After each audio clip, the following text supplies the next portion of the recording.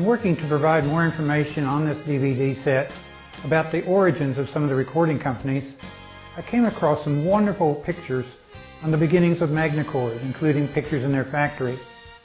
The pictures I found were on Preservation Sound's website, and I contacted Chris, who passed my information on to Dave Boyers, who is the son of John Boyers, one of the founders of Magnecord. On the side, I'm including some of the stories that Dave passed on about his dad.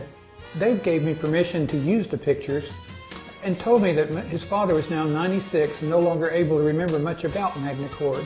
He said his dad is the last surviving principal of the company. On his good days, I show him many of the photos that Chris has published on his site, and it gives him great pleasure to see his work still being appreciated. He was really excited to hear that we were going to include the information on our DVDs.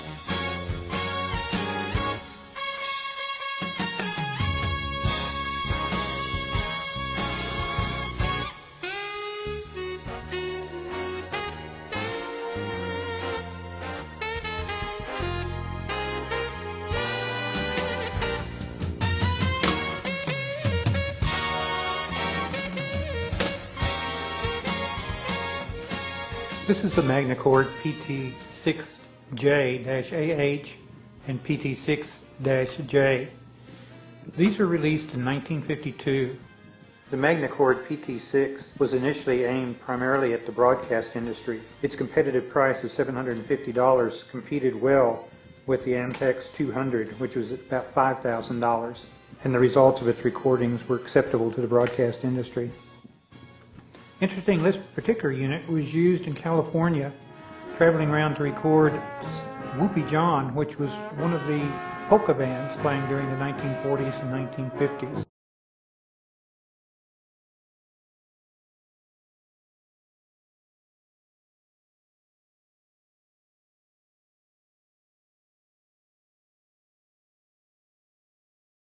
Man's welfare, and not to his destruction, is a continuing challenge to all nations and all peoples. The United States is now and will remain ready to do its full share in meeting this challenge. The Magnecord PT6 was an early workhorse for both the broadcast and the recording industry. This unit also had a portable mixer, which you can see in this lid. This is an interesting unit. This is a Magnecord M30 with an M33 amplifier, and this was manufactured in 1952 to 1954.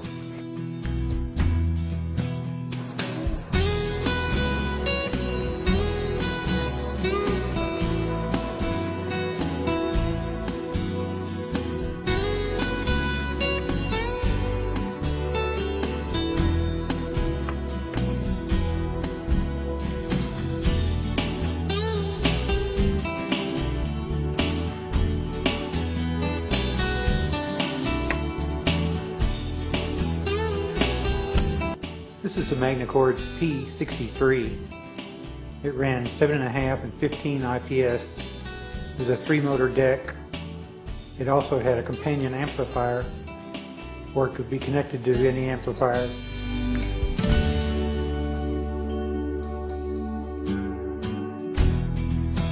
Here we have the Magnecord S36BX, which was a studio recorder and a radio recorder used during the 1950s.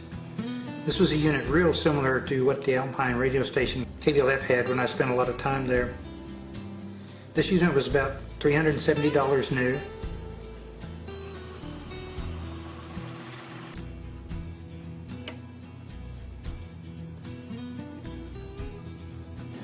On this particular machine, the only way to do fast forward is by holding this knob.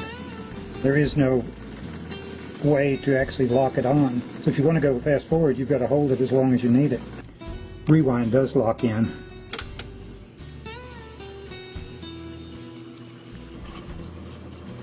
This Magnecord is running at 15 IPS. It always surprises me at the way that you load the Magnecorder, and that the tape goes over the top and the reels are going the opposite way from what you'd normally see on a reel-to-reel.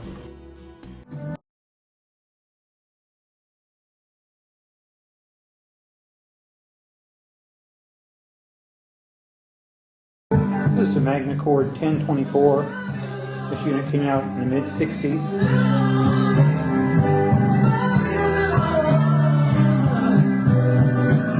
We'd sold out. Bob Welch left after that tour and on the eve of a new tour and a new year. Mick Fleetwood recalls how he had replacements immediately in mind.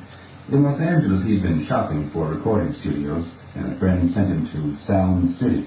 So I went out there with him straight away, and Keith Olsen, who turned out to be the engineer on the last album, was there, and he played a tape, obviously, to demonstrate the studio and also what he'd done, and it was happened to be Stevie and Lindsay. And at the time, Bob was very much in the band, but he definitely had itchy feet.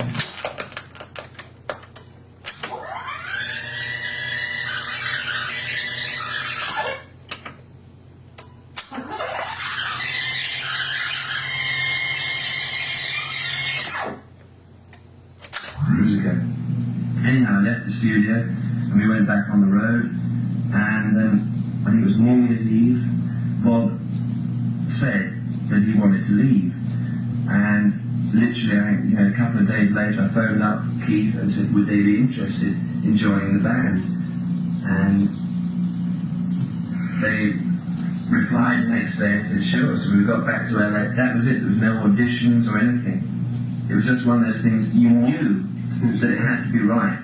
Stevie Nicks and Lindsey Buckingham made the album that Fleetwood heard a track from 3 years before, and it had stiffed. They kept making music, but not for a living. Stevie was a cocktail waitress at $1.50 an hour. Lindsey made $75 a week as a telephone solicitor. Buckingham and Nicks began singing 10 years ago in a hard rock band called Fritz that played the Fillmore, along with lots of high schools and teenage nightclubs.